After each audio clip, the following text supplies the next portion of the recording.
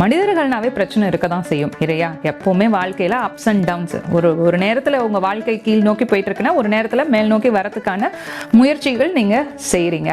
அப்போ எந்த ஒரு விஷயமாக இருந்தாலும் சரி சுக பிரம்ம மகரிஷி கிட்ட கேளுங்க. இப்போ ரொம்ப இக்கட்டான நிலை, என்னோட வாழ்க்கையில வந்துட்டு இந்த நிலையில இருந்து என்னால வெளியில வரவே முடியல, எங்க இருந்தாலும் சரி, நீங்க எந்த ஒரு இடத்துல இருந்தாலும் சரி, எந்த மாதிரியான ஒரு கிளைமேட் சேஞ்ச் இருந்தாலும் சரி, எப்படி இருந்தாலும் சரி, கிளி உங்க வீட்டுக்கு நிறைய வர ஆரம்பிக்கும். இது டெஸ்டிமோனியலா கூட நான் சொல்லுவேன். நான் கிளைமேட்டை பத்தி சொன்னேன் இல்லையா, குளிர் பிரதேசத்துல கூட நீங்க வந்து கிளிகளை பார்க்க முடியுமா அப்படின்னா, பிரம்ம முகூர்த்த நேரத்துல மந்திரங்கள் சொல்ல ஆரம்பிங்க. ஓம் நமோ சுக்க தேவாய நமகன்னு தொடர்ந்து சொல்லிட்டே இருங்க. எவ்வளோ டைம் சொல்லலாம்? 108 டைம், 108 டைம் சொல்றது ரொம்ப சிறப்பு. ஸ்பெசிஃபிக்கா ஏதாவது ஒரு நாள் இருக்கா அப்படின்னா, எஸ், ஒரு மாதமும் ஒரு நாள் இருக்கு. அந்த நாள்ல நீங்க வந்து பிரார்த்தனை செய்யும் போது இன்னும் வந்து ஒரு நல்ல விஷயமா உங்களுக்கு அமையும். சுக பிரம்ம மகரிஷி புராணங்கள் வழியாக பார்க்கும்போது முதல்ல போயிட்டு கிளி அவதாரமா உட்கார்ந்து ஆசிர்வாதம் பண்ண இடம் அப்படின்னா, ஜாதகம் அங்க உங்களுக்கு நிச்சயமாக வேலை செய்யும், கிரகங்கள் நிச்சயமாக வேலை செய்யும். அதோட வேலையை இது செய்யும் போதுதான் நம்மளுக்கு வந்து உணர ஆரம்பிப்போம், நம்ம வாழ்க்கையில என்ன மாற்றம் அடுத்தது நம்மளுக்கு தேவை அப்படிங்கறது உணர ஆரம்பிப்போம். அப்போதான் இந்த மாதிரி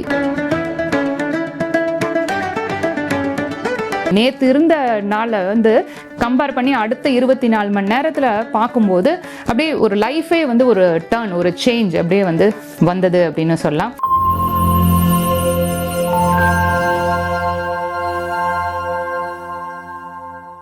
காஸ்மோ வியூ நேயர்கள் அனைவருக்கும் வணக்கம். இன்றைய நிகழ்ச்சியில tarot card reader, healer Rekha Thiagarajan நம்ம கூட இணைந்திருக்காங்க. தொடர்ந்து நிறைய விஷயங்கள் பேசலாம்.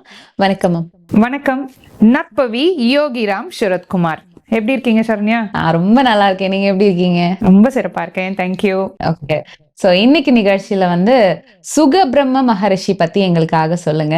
நிறைய இடங்கள்ல நாங்க நிறைய வீடியோஸ் பாக்குறோம், ஆனா பாக்குற எங்களுக்கு எல்லாமே ரொம்ப வித்தியாசமா இருக்கு. அவரை பாக்குறதே, அவர் முக அமைப்பு கிளி மாதிரி இருக்கு. யார் இவரு, எதற்காக இவரை வழிபடணும், ஸோ இந்த முறைகள் பத்தி எங்களுக்காக சொல்லுங்க. முதல்ல வந்து இவர் யாரு அப்படிங்கறத எங்களுக்காக சொல்லுங்க மேம். வாழ்க்கையில வந்து நிறைய விஷயங்கள் ட்ரை பண்ணிட்டே இருக்கீங்க. மேனிஃபெஸ்டேஷனா இருக்கட்டும், அல்லது ஜாதகம் பார்த்து கோவிலுக்கு போறது, சில பேருக்கு ஜாதகம் இருக்காது.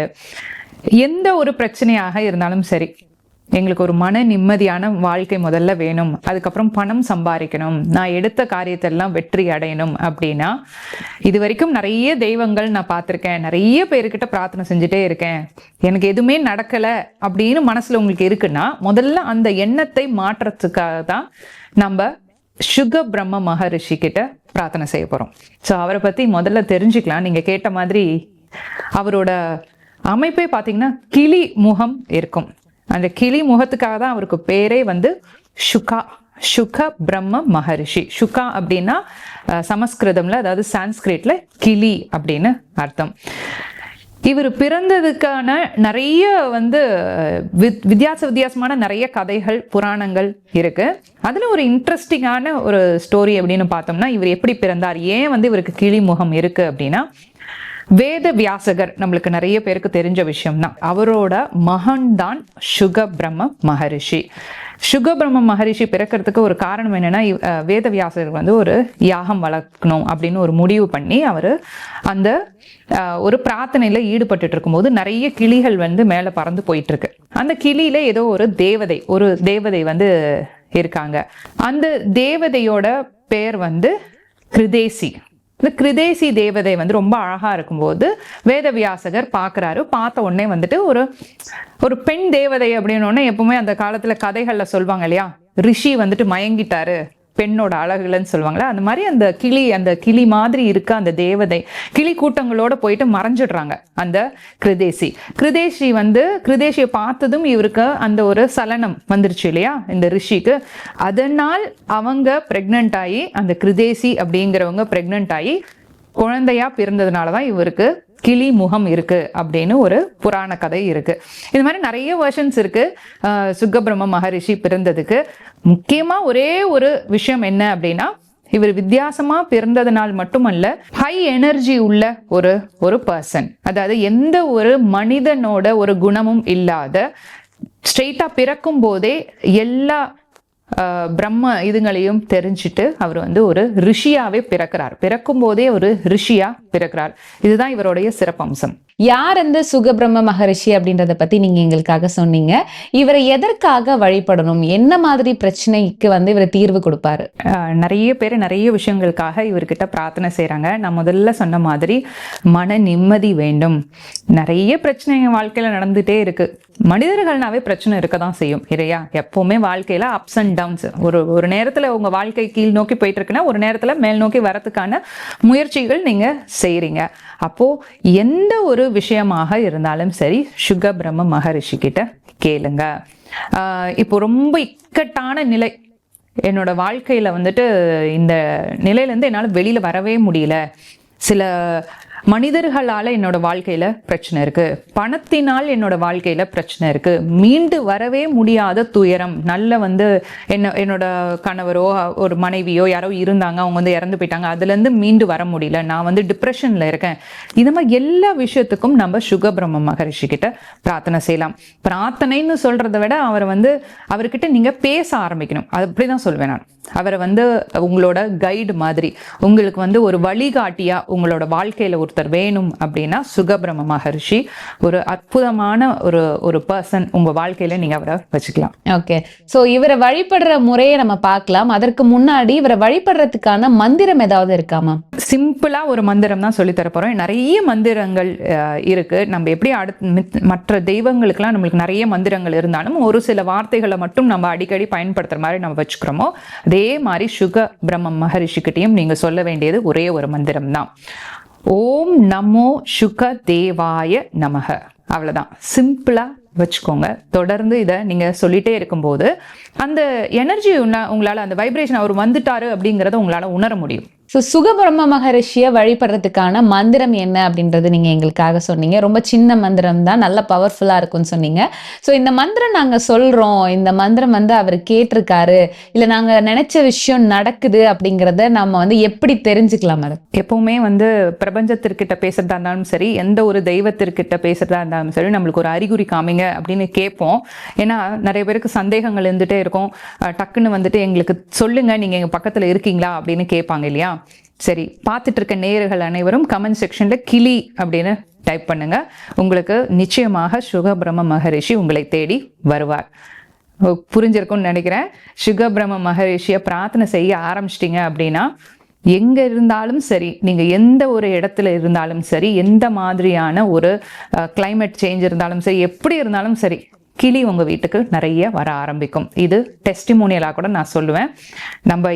நான் கிளைமேட்டை பத்தி சொன்னேன் இல்லையா, குளிர் பிரதேசத்துல கூட நீங்க வந்து கிளிகளை பார்க்க முடியுமா அப்படின்னா எஸ், ஏதோ ஒரு ரூபத்துல சட்டுன்னு கண்ணுக்கு முன்னாடி வந்து நிற்பார். அது வந்து ஒரு இமேஜா இருக்கலாம், ஒரு பிக்சரா வருவாரு, ஒரு படங்கள் மூலியமா வருவாரு, அல்லது நேராவே ஒரு கிளியே வந்து அடிக்கடி உங்க வீட்டுக்கு வரதை உங்களால உணர முடியும். சுகபிரம்ம மகரிஷியை நம்ம எப்படி வழிபடணும், எந்த நாட்கள்ல வழிபடணும்?